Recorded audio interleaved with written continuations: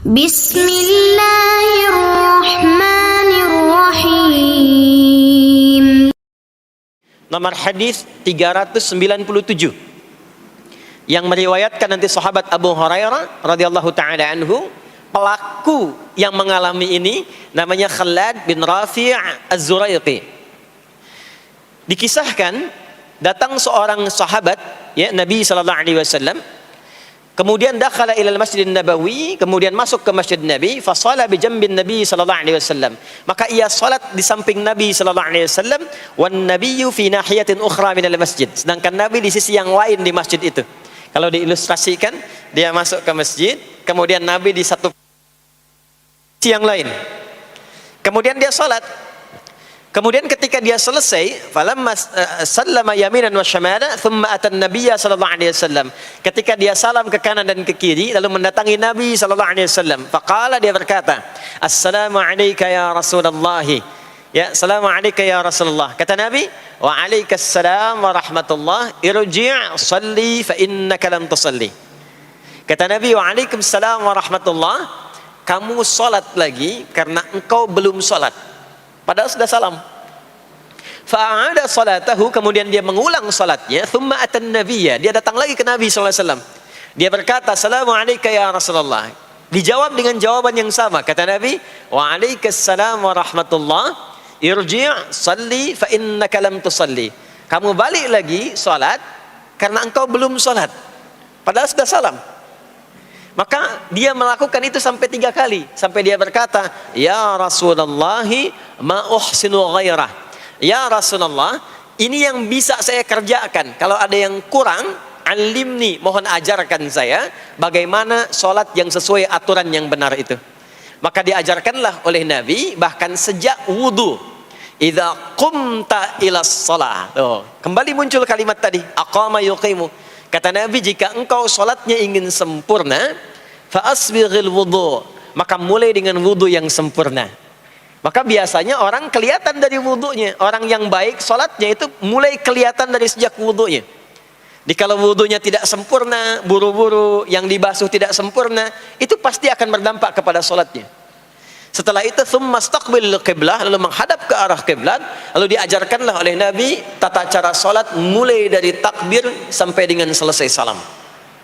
Nah, sholat seperti ini jika benar oleh kita diikuti, jadi fokus baik-baik di sini, benar-benar diikuti oleh kita aturannya dari mulai wudu sampai dengan salam, maka Allah akan berkenan memberikan 5 kemuliaan yang dicurahkan pada seorang hamba saat di dunia. Jadi kalau pahala di akhirat, pahala sholat kita dapatnya di akhirat. Sekali menunaikan sholat dapat 10 poin. Itu ada di Quran surah ke-6 Al-An'am di ayat 160. Man jaa'a bil hasanati falahu asyru amthaliha. Siapa yang mengerjakan perbuatan hasanah, perbuatan baik yang punya nilai pahala, maka diberikan nilainya 10. Di dalam Al-Quran, sholat itu disebut dengan hasanah, perbuatan baik yang punya nilai pahala. Itu ada di Quran surah ke-11 Hud di ayat yang ke-114. Aqimis salata tarafain nahar wa zulafan minal lail innal hasanati yudhibnas sayyiat. Tunaikan sholat di pembuka siang sampai akhirnya, sampai ketemu malam. Jadi dari subuh, zuhur, asar, maghrib sampai ke isya. Semua solat itu kata Allah disebut dengan hasanat. Innal hasanat. Hasanat jamak dari hasanah. Jadi solat disebut dengan hasanah. Kalau kita menunaikan solat di Al-An'am ayat ke-160, maka diberikan poin. Poinnya namanya ajrun. Ya, kita sebut dengan pahala. Pahala itu bahasa Qur'annya ajrun. Di Quran surah At-Tin, lahum ajrun ghairu memnun. Begitu kita mengerjakan amal soleh, maka diberikan pahalanya. Perbuatan amal solehnya disebut dengan hasanah, pahalanya disebut dengan ajrun.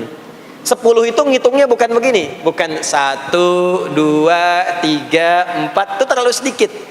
Di hadis Muslim, ukuran 1 keduanya 500 tahun, 2 ketiganya 500 tahun, 3 keempatnya 500 tahun. Jadi sekali kita menunaikan sholat 10 nilainya, setiap 10 itu 1 keduanya 500 tahun. 2/3-nya 500 tahun.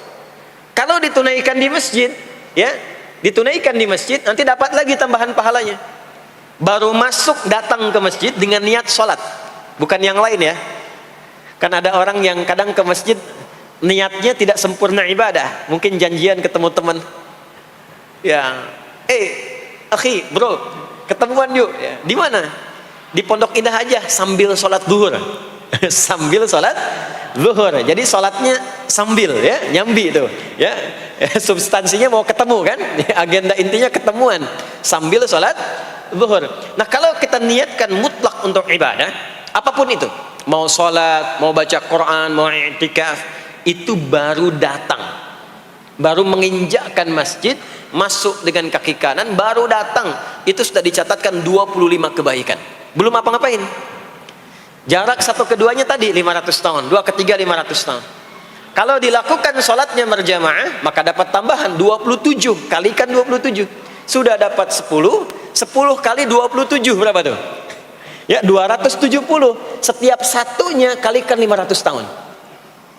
Maka sholat di masjid itu bukan main-main. Itu kelihatannya nanti dua. Saat sakaratul maut, pahala itu ditampakkan. Jadi pahala itu bukan sekarang. Pahala itu saat kita pulang. Nanti begitu akan meninggal, ditampakkan itu. Ya, pahala yang telah kita kerjakan itu dalam bentuk amal yang diridhoi oleh Allah. Makanya orang-orang yang rajin beramal saleh, ya, hasanahnya banyak, itu hidupnya tenang. Karena dia merasa tenang, jiwanya pun tenang. Ketika pulang pun dia berada dalam ketenangan. Itu yang menjadikan dia kadang senyum. Ada orang yang akan meninggal itu senyum. Ya, sedang baca Quran, ada yang sedang duduk, ada yang sedang ngaji, ada yang sedang sholat. Saking tenangnya, panggilannya pun tenang. Quran surah 89 ayat ke-27 sampai ayat 30. Ya ayyatuhan nafsul mutmainnah, hei jiwa-jiwa yang tenang, irji'i ila rabbiki radiyatan mardiyah, cepat pulang, aku sudah ridha dengan amalmu, engkau pun akan ridha dengan pemberianku.